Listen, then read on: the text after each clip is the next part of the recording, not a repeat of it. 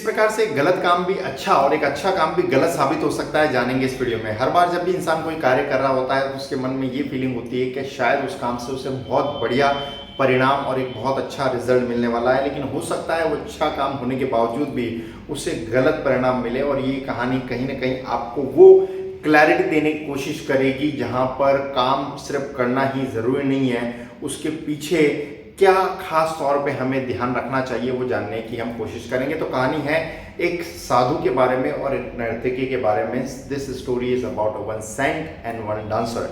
एक गांव है और उस गांव के अंदर कहीं कहीं एक नर्तकी रहती है, एक डांसर रहती है और एक साधु रहता है। साधु सुबह से शाम जो है सरमन मीन्स प्रवचन देता है, लोगों को उपदेश देता है, ईश्वर के बारे में बताता है और ज़्यादातर समय कहीं ना कहीं उसका इसी काम में लगता है। और उसी की जगह अगर हम ये नर्तकी की बात करें तो ये ज़्यादातर समय जो है लोगों को नाच कर उनका मनोरंजन करती है।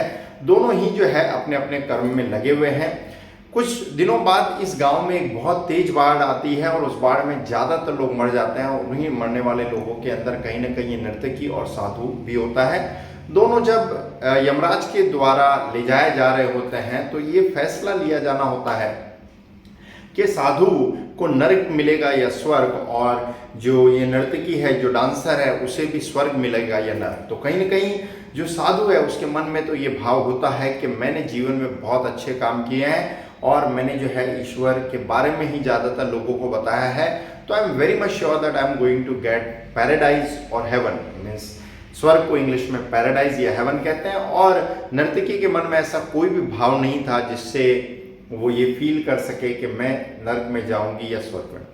कुछ देर बाद जब फैसला सुनाया जाता है तो ये फैसला आता है कि साधु जो है उसे मिलेगा नर्क और नर्तकी जो है उसे मिलेगा स्वर्ग। जब यमराज ये बात जो है साधु को बताते हैं तो साधु बहुत झुंझला जाता है और बहुत गुस्से में कहता है, ये कैसा फैसला है? मैंने जीवन भर ईश्वर के बारे में लोगों को बताया है, मुझे स्वर्ग मिलना चाहिए। और ये नर्तकी जो लोगों का मनोरंजन करती रहती थी, लोगों को सिर्फ नाच कर बताती थी, उससे स्वर्ग मिल रहा है। तो यमराज यहाँ बहुत शांत भाव से साधु को समझाने की कोशिश करते हैं। जब भी आप उपदेश दे रहे होते थे तो उपदेश के देने के पीछे का भाव भी कहीं ना कहीं बहुत ज़्यादा मायने रखता था। आप जब भी ईश्वर के बारे में लोगों को बता रहे होते थे तो कहीं ना कहीं आपके मन में भी ये भाव होता था कि जो ज़्यादातर लोग कहीं ना कहीं नर्तकी का नाच देखने गए हैं, डांस देखने गए हैं, शायद मुझे भी थोड़ा बहुत डांस देखने को मिल जाता।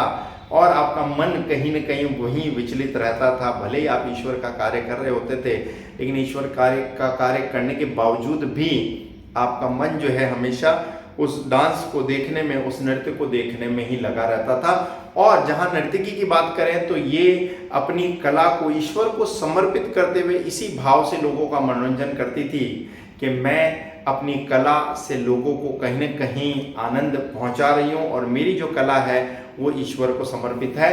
और इस इंटेंशन से, इस भाव से जब वो कार्य करती थी तो कहीं न कहीं ईश्वर को ये फील होता है कि आप जो कार्य कर रहे हैं उस काम में आपकी फीलिंग और आपके इमोशंस भी अटैच है या नहीं। क्योंकि एक्शन भले ही पॉजिटिव हो लेकिन उसको करने का इंटेंशन अगर गलत है, उसको करने के पीछे आपकी फीलिंग्स अटैच नहीं है, तो हो सकता है वो काम भले ही बहुत अच्छा हो लेकिन फिर उसके बावजूद भी आपको अच्छा परिणाम ना दे।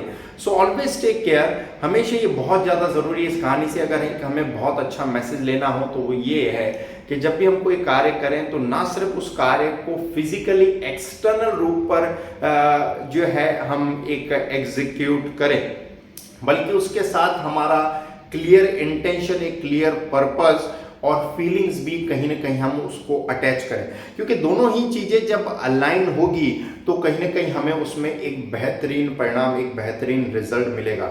आई बिलीव इस कहानी के माध्यम से मैं एक बहुत अच्छा मैसेज क्लियरली आपको पहुंचा पाया हूँगा। क्योंकि ना एक्शंस लेने से आपको अच्छा रिजल्ट मिल सकता है, उसके साथ फीलिंग्स को अटैच करने से ही कहीं ना कहीं हम उसमें एक बेहतरीन परिणाम प्राप्त कर पाएंगे। कहानी अच्छी लगी तो फैमिली मेंबर्स और फ्रेंड्स को ज़रूर शेयर करें। चैनल पर नए तो सब्सक्राइब करें ताकि और भी ऐसे यूजफुल वीडियोस देख पाएं। Ultimately thanks for watching.